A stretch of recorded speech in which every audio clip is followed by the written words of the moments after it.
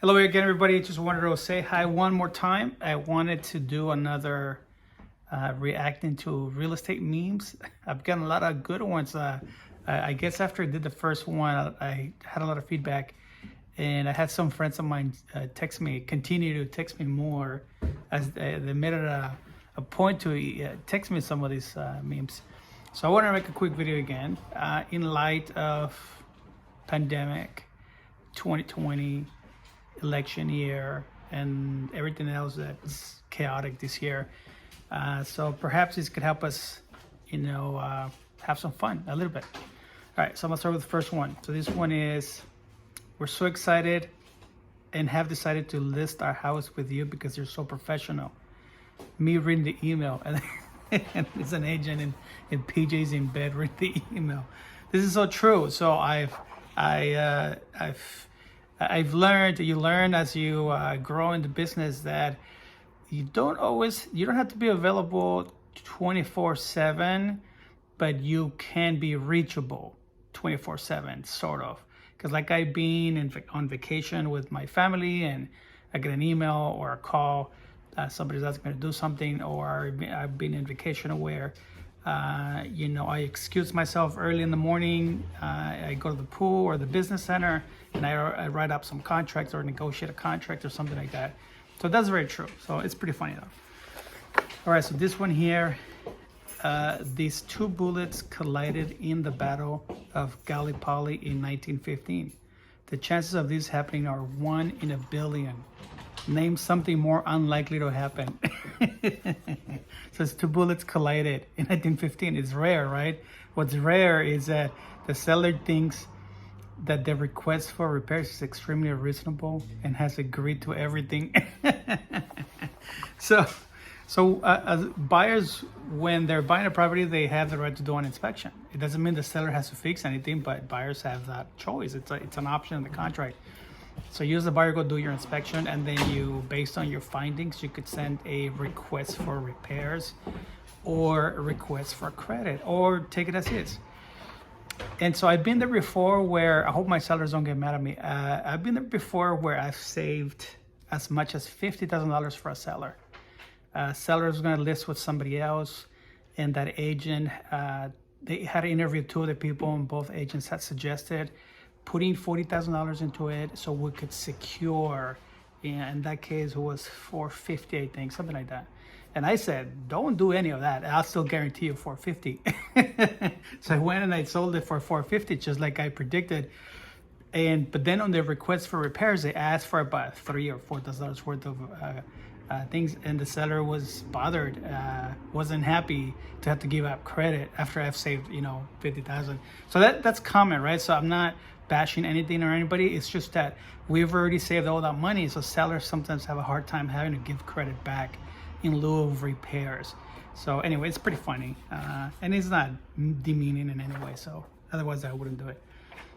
So this next one, it's when you show your client a home you think they will love, but they hate it.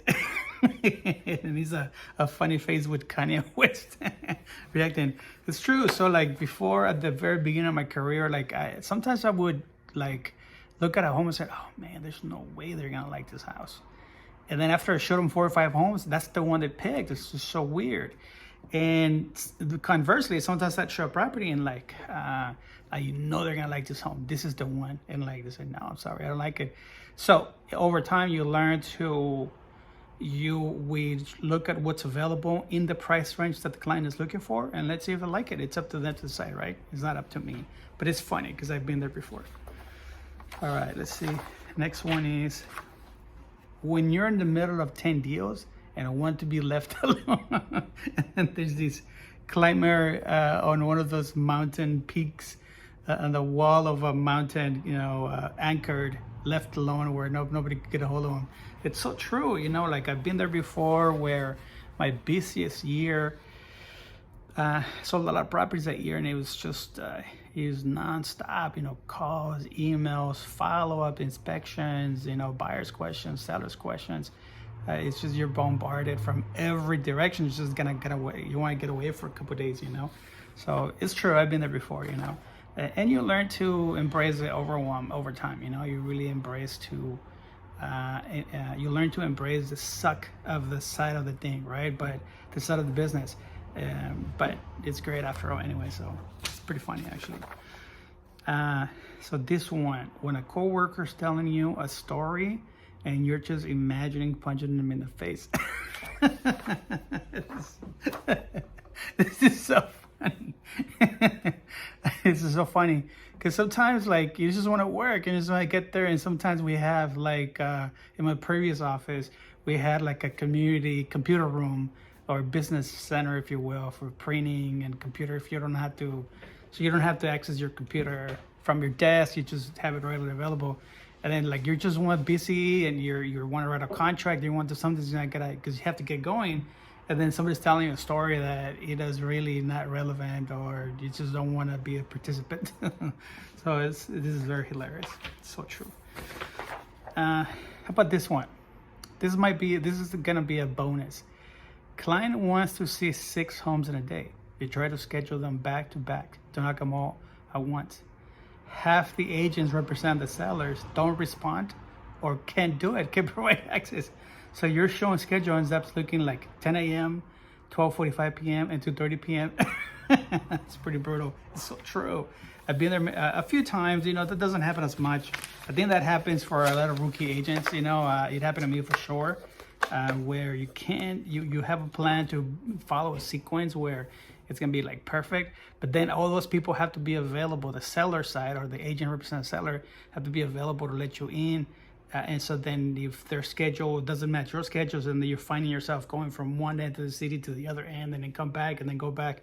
And so, yeah, it happens all the time. So I hope you like this video. I'm just trying to have fun with it. And, you know, if you have any questions, real estate questions, feel free to call me. You know, you can just Google me, Carlos Cabrera, Realtor. I'm building my online presence and social media and all that stuff. I'm still learning again. And YouTube, but I'm here nevertheless. So if you like the video, please give it a like, support it, and share it with your friends and family if you find these entertaining. All right, see you in the next one. Bye.